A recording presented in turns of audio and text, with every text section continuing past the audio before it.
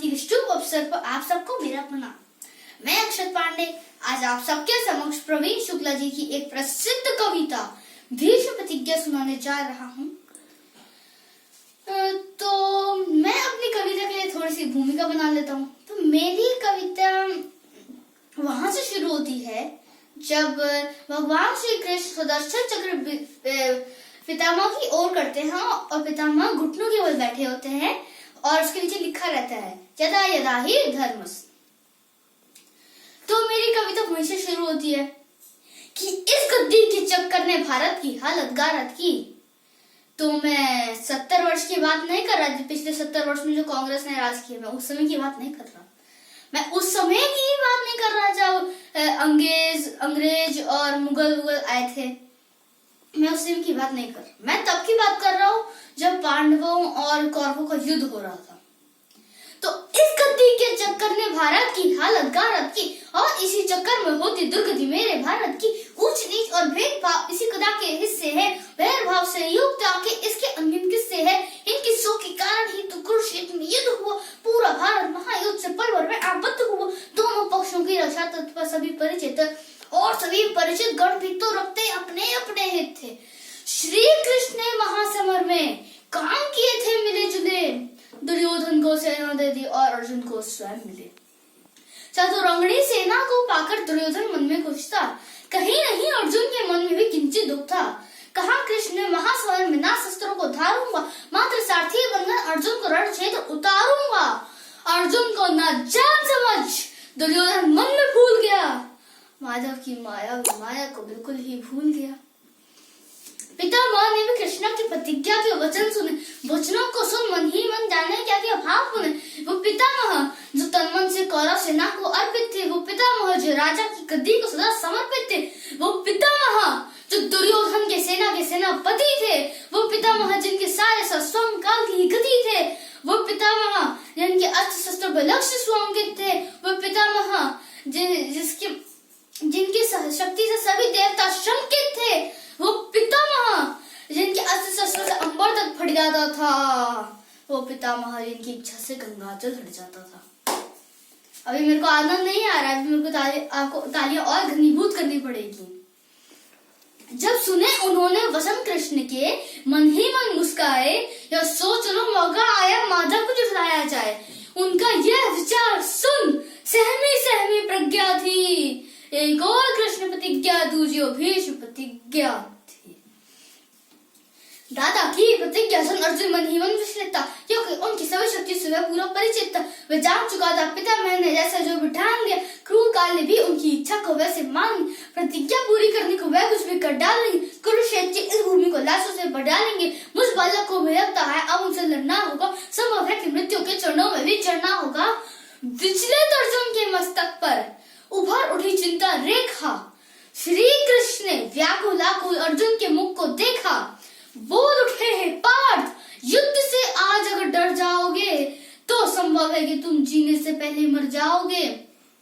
जीने मरने को लेकर यूं चिंता और सिहरना क्या, जब तक तेरे रथ पर मैं हूं तुझको जग से डरना क्या। माधव की बातों को सुन अर्जुन में शक्ति संचार हुआ, गांडे पे गांडे से जाकर लड़ने को तैयार हुआ। महासमुद्र में वीरों ने ऋषपाणों की आहुति दी। पितामह ने अर्जुन की रथ देखा और रथ की धीमी गति की। पितामह ने रथ को रोका और रोकते ही पहले ही काम किया। दोस्तों मेरा 15 दिन लगा था इन दो पंक्तियों को याद करने, 15 दिन से मैं सोचते रहा था इन दो पंक्तियों को कैसे याद करूं। तो माँ सरस्वती ने 2 पंक्तियां झोली में डाली कि रथ को रोका और रोकते ही पहले ही काम किया। माधव को देखा, मुस्काए, झुककर उन्हें प्रणाम किया, अर्जुन को आशीष दिए, छल की आंखों को मीच लिया, चढ़त अगले ही क्षण तुनीर से भी बाणों को खींच लिया। चढ़त धनुष पर बाण उनसे खींचा जब प्रत्यंचा को बिजली खड़की सैनिक बोल डर करके भागो भागो, शस्त्रों की वर्षा से अंबर आदुरता पड़ जाने को, रत्नाकार उठी हिलर नील गगन छुआने को, शहर शिखर से ध्वनि तरंगों से टकराने गिरते थे। लगता था कि कुरुक्षेत्र पर काले बादल गिरते थे। पितामह के बाणों से पूरा भूमंडल डोल उठा, प्रत्येक वीर हिमाचल हर बम बम बोल उठा। अब देखिए कि कवि ने कविता में किस प्रकार से धन्यवादों शब्दों का प्रयोग किया है। कैसे उन्होंने ध्वन्यात्मक शब्दों के प्रयोग से पूरे महाभारत के युद्ध का वर्णन किया है कि तलवारों के टकराने से ध्वनि गूंजती थी टन। पूरा सदन हाथ खोल के बैठे कि तलवारों के टकराने से ध्वनि गूंजती थी टन। बाण हवा के सीने पे दस्तक देते सुन से और भयानक हो उठती थी।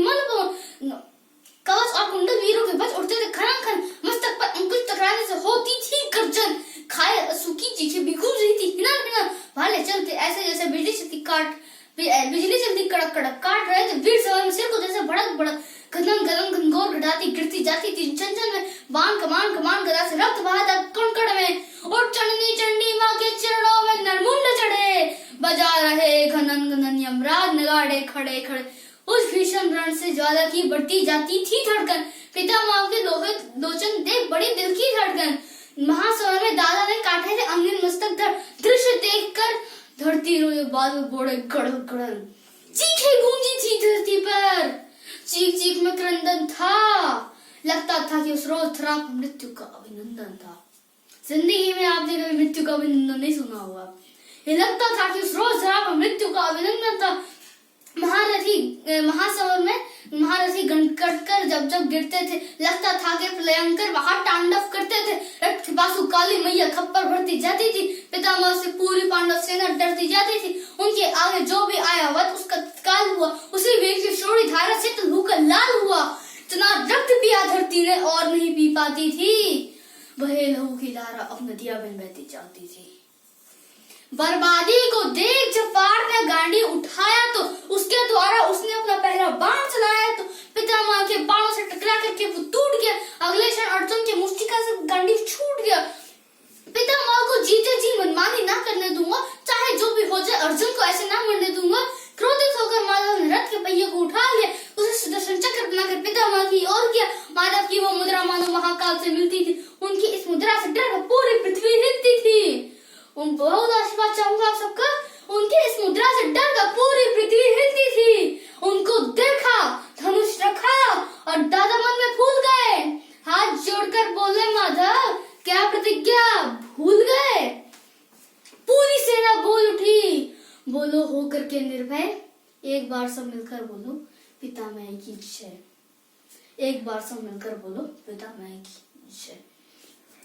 पितामह की शक्ति की हालांकि बड़ी महत्ता थी, पर माधव की शक्ति में तीनों लोगों की सत्ता थी।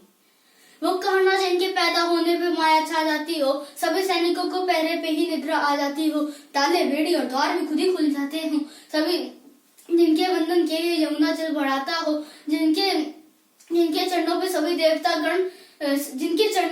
देवता गण पुष्प चढ़ाते हो, शेषनाग जिनके हित अपना फन फैलाता हो, जो दुष्ट कंस का पल भर में ही मर्दन कर दे, नाग कालिया के ऊपर भी ठुमक ठुमक नर्दन कर दे, जिनका सुदर्शन चक्र रवि गाता को खुद कहता हो, तीन लोक का बुद्धि और बल जिनके अंदर रहता हो, सरल सरिताओं संगवित सागर हो, अगम अगोचर आदि अखंडित और अनश्वर आगर हो। मैंने यहाँ पे अनुप्रास अलंकार का प्रयोग किया था, जैसे कवि ने कविता में प्रयोग किया था, मैंने वही प्रयोग किया है। सरल सरिताओं संग समर्वित सागर हो, अगम अगोचर आर्य अखंडित और अनश्वर आगर हो। जिस परम पिता परमेश्वर की शक्ति का कोई अंत नहीं, जिसके आगे रहा आज तक रहा कोई प्रश्न नहीं, उस परम पिता परमेश्वर की शक्ति को पितामह ने ऐसे कैसे डरा दिया। ये बात असंभव है, लेकिन भक्ति ने भगवान को हरा दिया। ये बात असंभव है, लेकिन भक्ति ने भगवान को हरा दिया। पितामह के जीवन से हो चली विरक्ति थी, पर परम पिता परमेश्वर में पितामह के लिए अटूट आसक्ति थी। कृष्ण चक्र लिए, इसीलिए उनपे करने प्रहार गए। कर ले भीष्म प्रतिज्ञा पूरी, जानबूझकर हार गए। कर ले भीष्म प्रतिज्ञा पूरी, जानबूझकर हार गए। धन्यवाद।